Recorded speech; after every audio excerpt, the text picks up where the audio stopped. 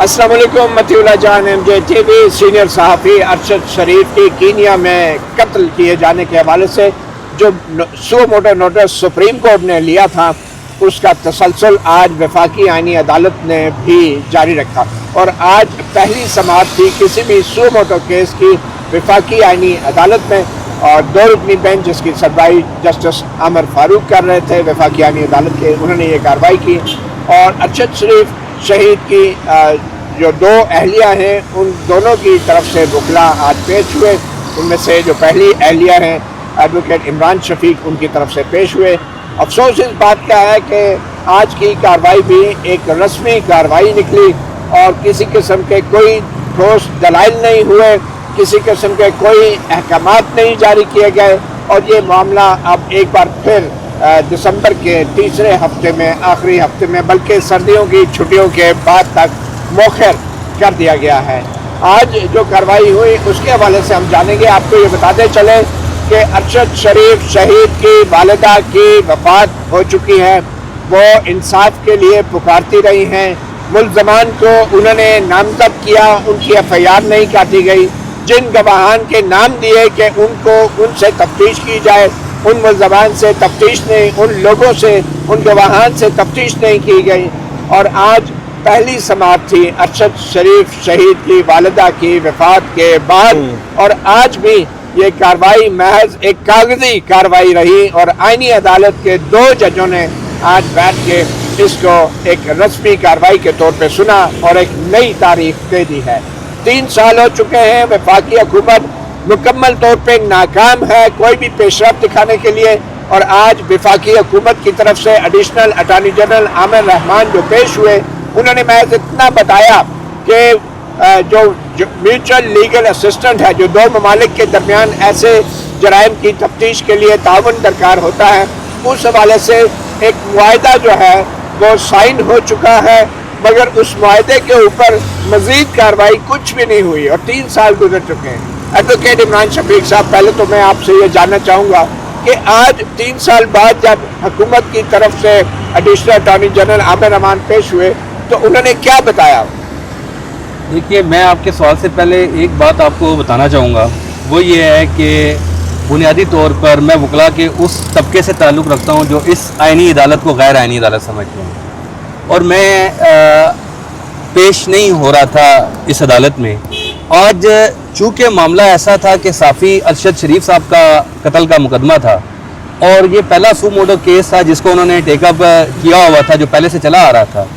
मैं सिर्फ इस बात को एक्सपोज करने के लिए कि ये अदालत किस तरह कार्रवाई पहले आइनी बेंच में चलती रही और आज भी इस अदालत में क्या होगा, कोई ये ना कहे कि अरशद शरीफ का मुकदमा हम अदालत में सुनना चाह रहे थे और कोई वकील ही हमारे पास पेश नहीं हुआ कि हम इस मुकदमे में कोई बहुत बड़ा इनकलाब लेकर आ जाते और मुजरमों को कैफरे किरदार तक पहुँचा देते और मरहूम को या उसकी जो वालदा है जो आज वो भी मरहूम हो चुकी हैं, इस मुकदमे को देखते देखते उनको हम इंसाफ देने की पोजीशन में हैं।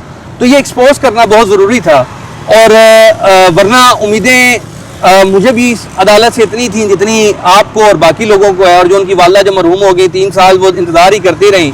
तो एक तो ये बात है।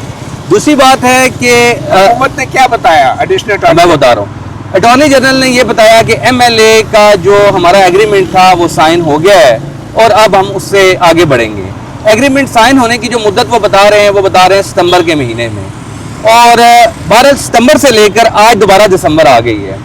इस अरसे में भी MLA साइन करने का मकसद क्या था? Mutual legal assistance. हाँ, उसका मकसद ये था कि आपने जो JIT बनाई रखी है वो JIT जो है वो कीनिया जाएगी, कीनिया जाकर बयानात हासिल करेगी, शवाहिद हासिल करेगी, उनको रिकॉर्ड का हिस्सा बनाएगी और उस पूरी दुबई जाएगी। वहां से यानी सुप्रीम कोर्ट ने ना एक हियरिंग में आज से 3 साल पहले की 2023 की इनसे एक सवाल किया, 3 सवाल बनाए। पहला सवाल बड़ा पर्टिनेंट था। उसने सुप्रीम कोर्ट ने कहा 5 रुपये बेंच उस वक्त का जो था जिससे सू मॉडल लिया था उमर अत्याब बंदयाल के सरबराही में, उन्होंने कहा ये बताइएगा कि ऐसी क्या सर्कमस्टांसेस थी और इतने बड़ी तादाद में उसको कैसे कंपेल किया गया कि वो अरशद फारूक मुल्क छोड़ने पर मजबूर हुआ, अरशद शरीफ वो मुल्क छोड़ने पर जो है वो मजबूर हो गया। पहला उनका ये सवाल ये था, ये बेसिकली इस कत्ल से रिलेटेड सबसे अहम बुनियादी सवाल है।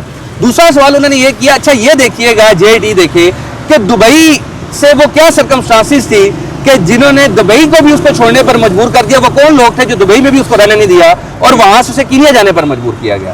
پھر کینیا میں جا کے جہاں کیونکہ مطیع اللہ جان صاحب کینیا میں تو صرف وقوع ہوا ہے, استعمال ہو سکتا ہے کہ ہاتھ جو ہے وہ کینیا کے پولیس والے کا ہوا ہو, لیکن اس کے پیچھے پلاننگ, اس کے پیچھے ڈائریکشن, اس کے پیچھے مقاصد, اس کے پیچھے فائدہ اٹھانے والے, اس کے پیچھے جو بھی وہ پورا ہوگا محرکات, وہ سارے تو پاکستان کے ہیں.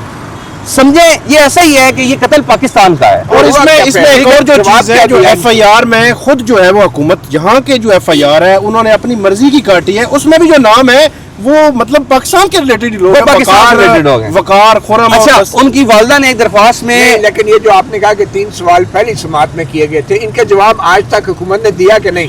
ان کے جوابات نہیں آ رہے. وہ کہتے ہیں جے آئی ٹی بنے گی ہمارے پاس. ان کے پاس ایک ایکسکیوز تھی 3 سال تک کہ میوچل لیگل اسسٹنس ہو جائے, تو ہم, ان کی دوسری وائف نے ایک درخواست دی تھی کہ یونائٹڈ نیشن سے تحقیقات کروا دیں, یونائٹڈ نیشن سے رابطہ کر لیں. بہت سی آپشن ہیں. انہوں نے کہا نہیں, ہم یونائٹڈ نیشن کے پاس نہیں جائیں گے, کینیا ہمارا دوست ملک ہے, ہم دوستوں کو ناراض نہیں کرنا چاہتے, ہم ان کے ساتھ میوچل لیگل اسسٹنس کریں گے. اب 3 سال بعد میوچل لیگل اسسٹنس ہوگی. پہلے تو 6 مہینے تو میرا خیال ہے یہ میوچل لیگل اسسٹنس اس بنیاد پر ڈیلے ہوتی رہی کہ صدر صاحب کے پاس دستخط کے لیے پڑا ہوا, وہ دستخط ہوں گے. پچھلی سماعت میں یہ ایکسکیوز آئی تھی کہ 2 مہینے سے پڑا ہوا ہے, صدر صاحب کے پاس وہ دستخط کریں گے, اس کے بعد یہ سماعت آ گئی. اس میں جو بات جو کی جا رہی ہے کہ جو جے آئی ٹی ہے, انہوں نے کہا جی 47 ان کی میٹنگز ہو چکی ہیں, وہ جو کام یہاں پہ انہوں نے کرنا تھا, یہاں پہ کیس جو ہے وہ رکا ہوا ہے. 173 کی رپورٹس کے حوالے سے کچھ بات ہوئی تھی کہ وہ ان کی کوئی تفصیلات جو ہے وہ ہمارے ساتھ شیئر کریں, تو اس پہ کیا کہا ایڈیشنل اٹارنی جنرل نے؟ انہوں نے کہا جی ہم نہیں دے سکتے ان کو. ہم نے بار بار کہا کہ آپ نے فیکٹ فائنڈنگ رپورٹ ہمارے ساتھ شیئر کریں, ہم نے درخواست دی ہوئی ہے, قانونی طور پر وہ لے کر آئیں چیزیں سامنے, آپ چھپا کے رکھا ہوا ہے. آپ نے اس کے بعد جو ہے وہ گاؤں کے بیانات, جج صاحب فاضل جج صاحب جو بلوچستان سے جو روزی خان صاحب ہیں, انہوں نے کہا 161 کا بیان دینے میں کیا حرج ہے, آپ وہ دیں نا, آپ وہ کیوں نہیں دیتے ہیں ان کو, وہ ساری چیزیں دیں. آپ نے آج تک انویسٹیگیشن کیا کی ہے وہ دیں, سامنے آئیں. یعنی ہر چیز آپ نے خفیہ رکھی ہوئی ہے.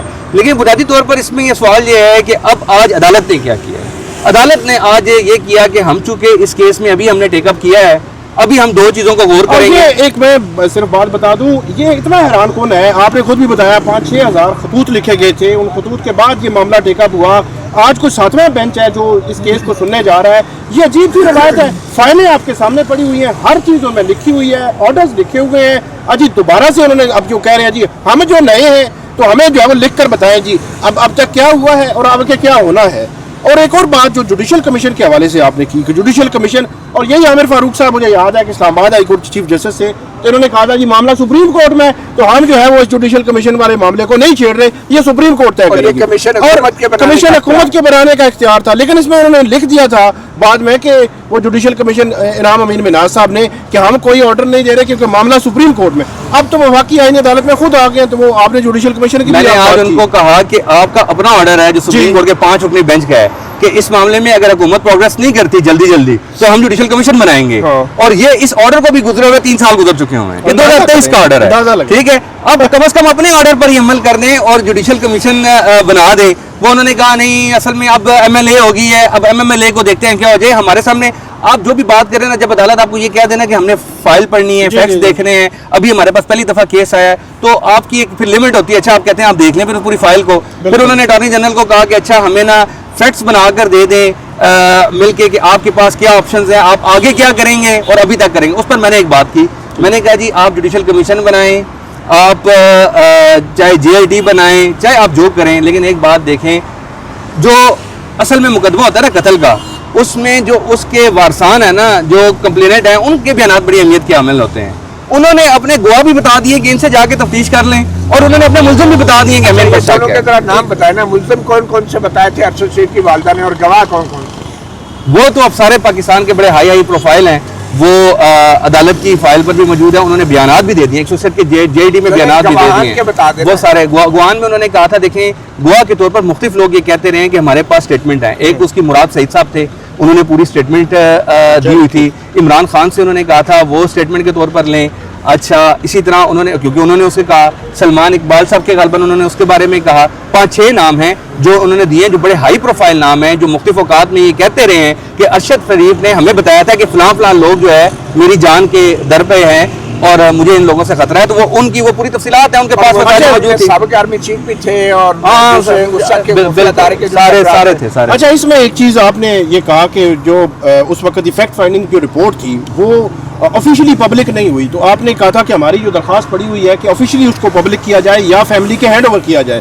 اس پر آج ایڈیشنل اٹارنی جنرل نے پہلی دفعہ ارشد شریف کی فیملی پر الزام لگایا ہے, ارشد شریف کی فیملی پر الزام لگایا ہے کہ جی مجھے جو ہے نہ بولنے دیں, میں نہیں بولنا چاہتا, لیکن بولتے بولتے وہ کہہ گئے کہ ہم نے ان کو دی تھی رپورٹ, پبلک ان کی طرف سے ہوئی ہے. دیکھیں مطلب یہ لیک ہوئی ہے. اچھا, ایک فائدہ کس کو ہوا ہے رپورٹ کے لیک ہونے کا؟ فائدہ یہ ہوا ہے کہ وفاقی حکومت نے کہا کہ جی کینیا کی حکومت ناراض ہو گیا, آج بھی کہا ہے, آج بھی کہہ رہے ہیں جی وہ جو جب سے جی وہ فیکٹ فائنڈنگ بات اس میں سارے میں انصاف کی طرف آئیں ذرا. انصاف کا انصاف یہ ہے کہ وہ فیکٹ فائنڈنگ رپورٹ ہے نا, وہ جن لوگوں کے خلاف ہے نا, ٹھیک ہے, یا تو آپ نے ان کو گٹارے میں کھڑا کر دیا ہوتا, ٹھیک ہے, اس پر عمل درآمد کر دیا ہوتا. آپ رپورٹ پبلک تو ہوئی نہیں, وہ آفیشلی کبھی بھی نہیں ہوئی, اور اس کے کنٹینٹ ہی لوگوں کو پاس چلے ہیں. اور فیملی پر الزام اس لیے غلط ہے کہ اب وہ والدہ, ان کو پہلی بات ہے رپورٹ ملی نہیں ان کو کبھی بھی, ٹھیک ہے, کبھی رپورٹ آئی نہیں ہے. یہ جو نام جنہوں نے رپورٹ بنائی تھی وہ تو عدالت کی آرڈر شیٹ کا حصہ ہے. سب کو پتا ہے کہ حکومت نے اعلان کیا تھا کہ ہم نے ان دونوں بندوں پر مشتمل جو ہے فیکٹ فائنڈنگ رپورٹ بنا دی ہے, ان کی کمیٹی بنا دی ہے, تو وہ کمیٹی کے نام ہی ہے, سب کو پتا ہے. اب وہ رپورٹ چونکہ جو جب وہ آ گئی میڈیا پہ ہمیں اس سے پتا چلا, تو وہ سب کو پتا ہے کہ وہ اس میں جو مندرجات ہیں وہ حکومت کو سوٹ نہیں کرتے تھے اس وقت کی, وہ انہوں نے لکھ دیے. اور انہوں نے کہہ دیا کہ جو میڈیا میں جو چیزیں آئیں کہ انہوں نے بتا دیا کہ اس کی قتل کے محرکات اور اسباب کیا تھے, اور انہوں نے کھل کر بیان کر دیا وہ سوٹ نہیں کرتے جو آئی ایف سے. آپ یہ بتائیں گے اگلی تاریخ کیا ہوئی ہے اور نیکسٹ پروسیڈنگ میں کیا ہونا ہے, حکومت سے کیا مانگا گیا ہے؟ حکومت کو تو یہ کہا گیا ہے کہ آپ ان وکلاء کے ساتھ بھی اگر بیٹھنا سچائیں تو بیٹھ جائیں, ورنہ ہمیں کم از کم وہ روڈ میپ دے دیں کہ ابھی تک آپ نے کیا کیا ہے اور آگے آپ کیا کرنا چاہتے ہیں. وہ سارے ایونیوز دے دیں, 2 صفوں پہ دے دیں, 2.5 صفوں پہ, ہم اس کو پڑھ لیں, ہمیں پتہ ہو کہ حکومت کہاں کھڑی ہے, کیا کھڑی ہے, تاکہ ہم اس کے مطابق آگے چلیں. 10 دن کے بعد کی تاریخ دے دی ہے, 17 تاریخ ہے غالباً, اور 17 تاریخ کو وہ حکومت رپورٹ جمع کروائے گی اور اس پھر رپورٹ پر بحث ہوگی. پھر وہ رپورٹ پر بحث ہوگی, وہ چھٹیوں کے بعد ہوگی. تو وہ ابھی تو اگلے 1.5 مہینے تک تو یہ حکومت کی رپورٹ ہے, کیا کرنا چاہتی ہے, اور اس کے بعد ہے. میں نے ایک اور چیز میں بڑی حیران ہوئی کہ پچھلے 3 سال اور 1 ماہ ہو چکا ہے آج جو ہے وہ ارشد شریف شہید جو ہے ان کو شہید کیا گیا کینیا میں. اس کے بعد جو سب سے بڑی اس ملک کی عدالت ہے وہ اس حکومت سے پوچھ رہی ہے جس حکومت نے آج تک کچھ نہیں کیا. میں کہتا ہوں 0 پروگریس ہے. صرف وہ ایک فیکٹ فائنڈنگ رپورٹ, وہ بھی اس وقت پریشر تھا, وہ گئے اور وہ پبلک ہوئی, پتہ چلا کچھ لوگ ایکسپوز ہوئے, حکومت ایکسپوز ہوئی. اس کے بعد انہوں نے 0 پروگریس ہے. اور اس کے بعد اب واقعی آئینی عدالت اس سے پوچھ رہی ہے حکومت کو, بتائیں جی ہم کیا کریں, وہ بنا دیں نا, جوڈیشل کمیشن بنائیں. دیکھیں ثاقب, میری تو یہ رائے ہے, اور عمران صاحب آپ شاید اس سے اتفاق نہ بھی کریں, کہ جو ہماری عدلیہ ہے, جو ہماری سپریم کورٹ کے تمام ججز صاحبان ہیں, چاہے وہ جسٹس عمر تا بندیال تھے چیف جسٹس, چاہے وہ قاضی فائز عیسیٰ تھے, چاہے وہ قاضی فائز عیسیٰ کے بعد آنے والے چیف جسٹس یحییٰ آفریدی ہیں, چاہے یہ آئینی عدالت ہے, چاہے آج کی یہ جو کورٹ تھی, یہ سارے اعانت کاری کر رہے ہیں.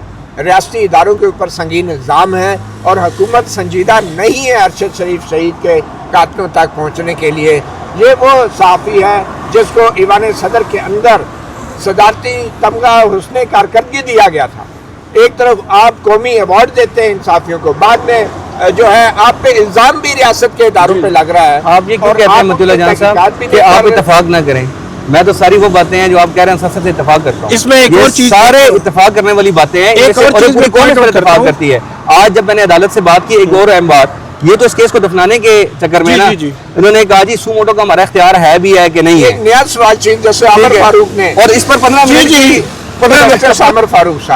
کی اس پر بحث, 20 منٹ کی اس پر بات چیت کی انہوں نے کہ سو موٹو ہم لے سکتے ہیں. میں سوال اس پر اتنی بڑی بنیادی سوال ہے, آپ ماشاءاللہ اتنے عرصے سے صحافت کر رہے ہیں, سپریم کورٹ کے پاس اس کیس میں 5000 درخواستیں آئی ہیں. یہ سو موٹو کہاں سے ہو گیا؟ 5000 پاکستان کے شہریوں نے پبلک ایٹ لارج کا ایشو ہے نا, پبلک ایٹ لارج ڈیٹرمن کرنے کے لیے 5000 سے زیادہ درخواستیں کم تو نہیں ہوتی, وہ آئی ہیں. آپ ان درخواستوں میں سے کسی ایک پر نمبر لگا دیتے تو یہ سو موٹو تو نہیں بنتی تھی.